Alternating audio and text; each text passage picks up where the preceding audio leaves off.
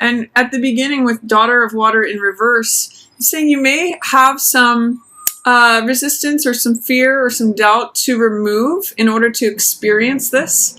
I often think of like a teenager in love. When I see the Page of Cups, it means, you know, feeling like that puppy love energy, or feeling like you're totally not obsessed with something, but passionate about something, totally engrossed with or consumed with something that really lights up your heart and fills your heart. And I see here with the Six of Water in reverse, or the Six of Cups in reverse, there may be something from your past that is preventing you from feeling young again. Both of these cards are very young cards. They have to do with children.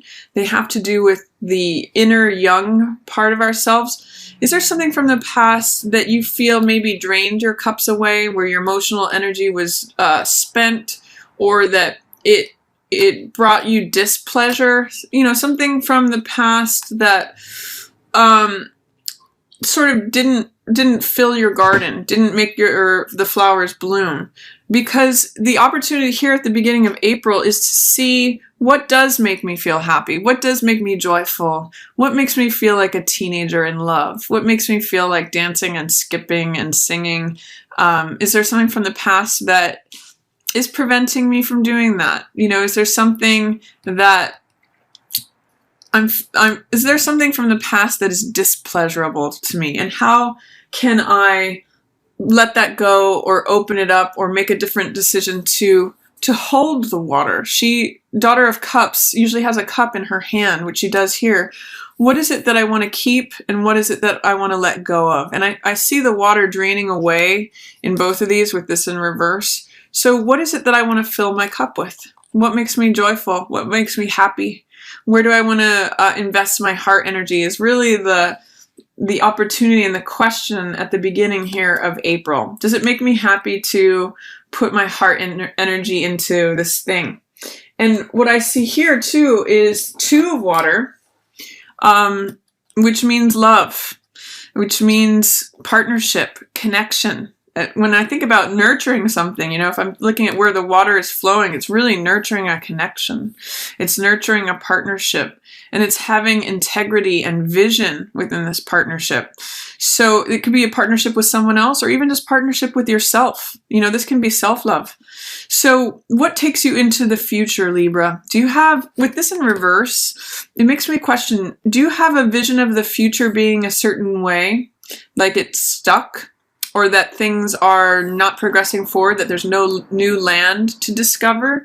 Because with these cards showing up, in the reverse, there's some doubt, fear, or resistance that needs to be removed. But the energy is here, saying there is room for this partnership to be nurtured or grown.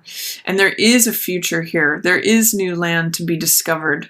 But it's going to require love and integrity to do that. And maybe it's even love and integrity in your own self, Libra. It's possible that there is a way to go forward in the future that you carry those two things with you, and it really nurtures all of this growth. So my question to you at the opening of April is, how can you look to the past to see what made you joyful? Where maybe you invested in things that left you displeased, and how can you nurture this connection, whether with another person or with yourself, that leads you forward into a vision of the future, a vision of what's possible, about what you want to build or grow or create. 3 is a creative number. It's a card about growth. And so with all this water, I'm really seeing, like in all of these, it's funny, all this water and plant energy. What do you want to nurture to make it grow, so that you can get to this sort of sweet smelling lavender and fill your fields with whatever it is that you enjoy, that you find pleasure in, that you find love in? Where's your integrity? These are actually really beautiful cards.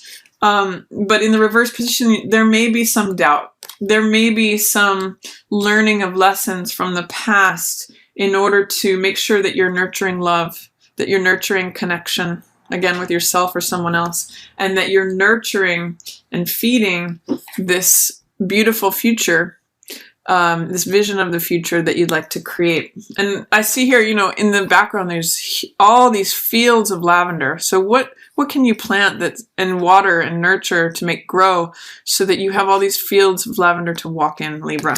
It's really actually beautiful cards here, but there's something to be learned or just reviewed. And Mercury in retrograde is a perfect time to reflect, to review, to go over like what worked for me, what didn't work for me, where do I want to invest my emotional energy, and what are the results that I'm going to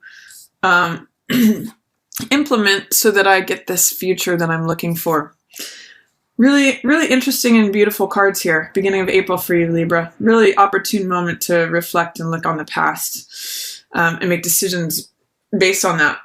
Then in the middle of the month, we have the Six of Earth, which is in reverse. It's called Breakthrough here. And both of these cards, Breakthrough, Six of Coins, and Balance, are about finding balance, finding equilibrium, finding out where can I put efforts so that I reap rewards that are equitable. Like, how do I want to spend my time so that I can find this balance? And you Librans are all about balance. So this means, this is usually equivalent to the Chariot, forward movement. I'm thinking about it in terms of a cart that goes forward. Usually with the Chariot, there's two horses and the wheels on the cart. So this is saying sort of balance your load. Breakthrough happens when we get an insight from making sure that everything is orderly around us, making sure that things are in equilibrium, that what we give out, we're also able to receive, that it's not us always giving and it's not us always receiving, that there is fairness, equilibrium, there is I want to say compatibility for some reason is what I'm getting with this card, or an equivalency between what we share and what we receive. That's really the power of the Six of Coins. It allows us to be benevolent, because when there's an abundance of things, we're able to share with the world, and we get this breakthrough of, there's enough for everyone. I feel balanced. I feel fed and nurtured, and therefore it inspires me to feed and nurture others. That's what breakthrough comes from, a realization of the balance of things. And that's what this card's about too. We can see the dragonflies flying around in the garden here. And one of the things I learned from my mother, who was a master gardener, is that when the balance of the pH in the soil or in the garden is correct, that's when dragonflies appear. It's sort of like a reassurance or a symbol that all things are in harmony or order. And 6 is a number of harmony.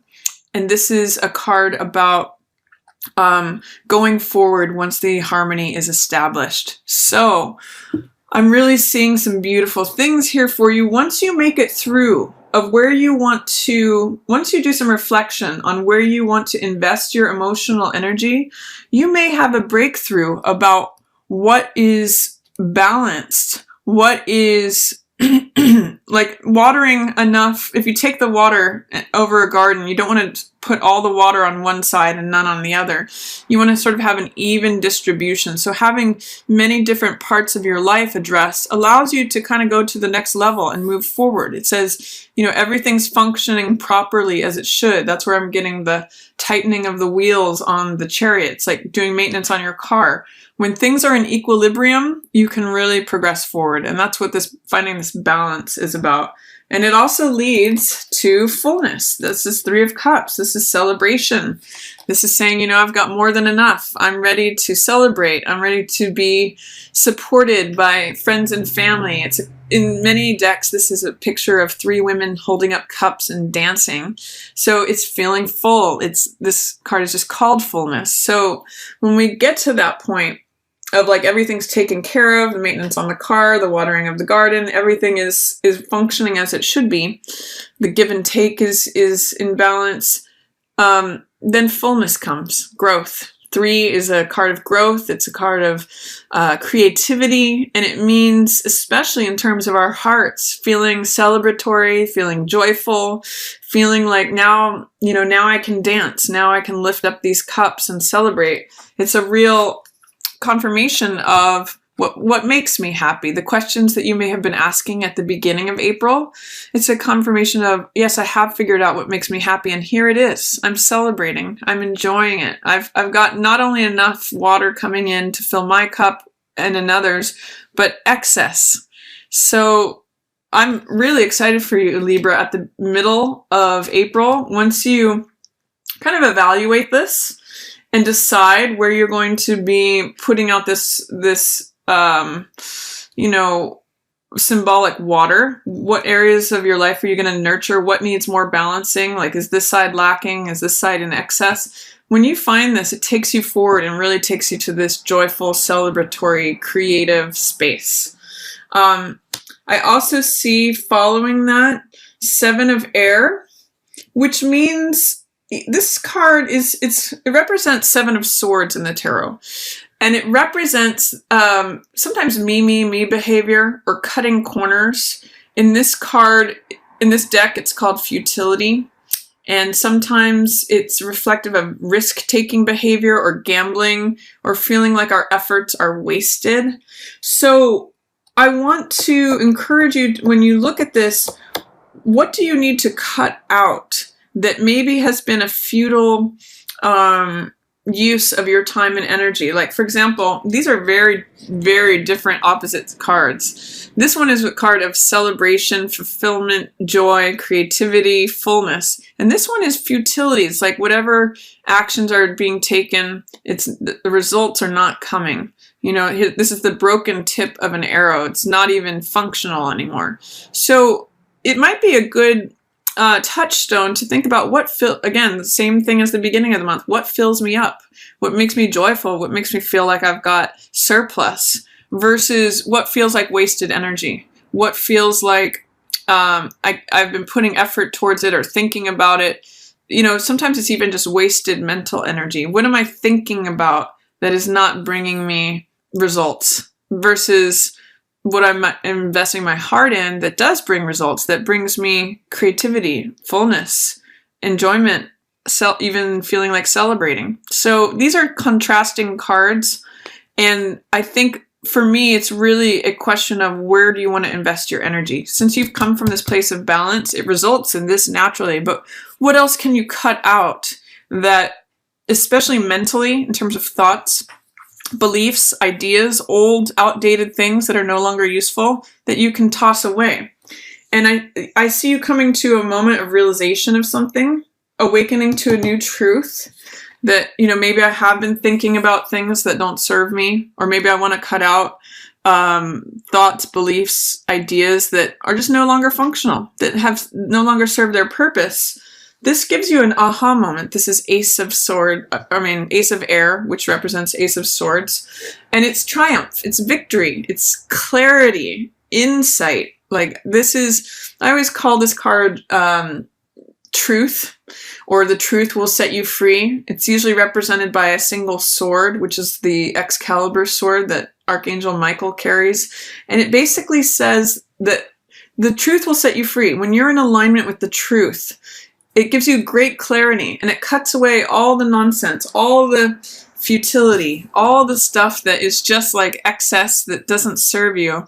It's saying, okay, well, maybe there's one feather I'm going to pluck from this and really see the truth of the matter. Maybe I do need to cut away these old ways of thinking, or throw away excess things that are sitting around cluttering things that are no longer useful, especially in terms of thought. And just focus on the truth of the matter. Focus on what's real, what is undeniable. That's what Ace of Swords is about. And it's also a new way of thinking. So it's a new insight, all aces are new beginnings. So it's sort of like saying, I'm taking this going forward, and I'm only going to be in alignment with the truth. I'm only going to be in alignment with what's real. None of this old, outdated, unuseful stuff that just feels futile. And then towards the end of the month, we have the 4 of Earth, which represents security. stability, making things stable, making things feel grounded, assessing what it is that you have, that you own, what you value, and what keeps you connected and feeling like you have sure footing on things.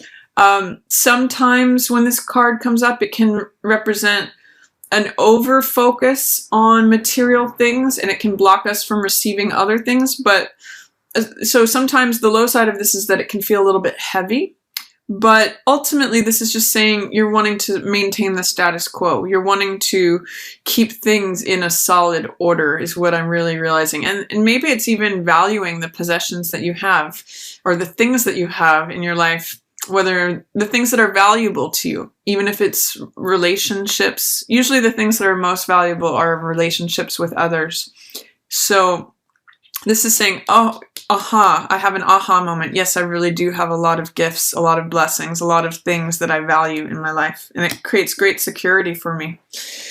In these last two cards, towards the end of the month, I see Two of Air, which is saying inner peace here, and Daughter of Air, which is the Page of Swords. So I really, with these two cards especially, actually all three of these in a row, we have the Ace of Air, the Two of Air. This is a card of truth. This is a card of inner peace. If there was any sort of challenge to becoming balanced, I see that happening. This has a lot of Libra energy to it, actually. And it's just called inner peace. It's identifying what's important to you and focusing on that. Simplicity, really, with both of these cards, and showing gratitude for what it is that you have. I really see you in a very nice, calm place here, Libra, towards the end of the month. And Daughter of Air is equivalent to Page of Air. And what she does is she speaks the truth. She speaks the truth as a child speaks the truth. You know how children can sometimes say the most obvious things, and they don't really consider what the impacts of their words are. They just say it directly, and it can be really refreshing, how the honesty of a child. So I'm going to encourage you to embrace that energy towards the end of the month and just be very honest, not in any premeditated way, not in any calculated way, not going for any particular effect, but just really speak what's on your mind and on your heart. The beauty of Daughter of Swords is that she speaks like a child and says exactly what's on her mind. And the high expression of that is that it's refreshing, that it can cause laughter, that it can just be that it's right there on the surface. And it's a beautiful energy to embody if you can get your heart to this place of peace. Your expression will naturally just be honest and true and like clear as a bell. So I'm excited for you with that too, Libra, towards the end of the month. It's really, I see you going from the Daughter of Water in reverse, what does my heart want, to I know my truth. I've connected with it. I've found it here. And not only that, but I can say it too. And I'm free. So beautiful reading for you, Libra, for this month. If the beginning of the month feels like it's still a little agitated, wait till we get till that middle of the month when Mercury comes direct out of Aries and we get that new moon in Aries. Just let your inner calmness, your inner grace, and your inner balance guide you until we get to that moving forward energy. And then I just see a lot of peace coming for you and being able to express yourself in a very free, clear, direct way.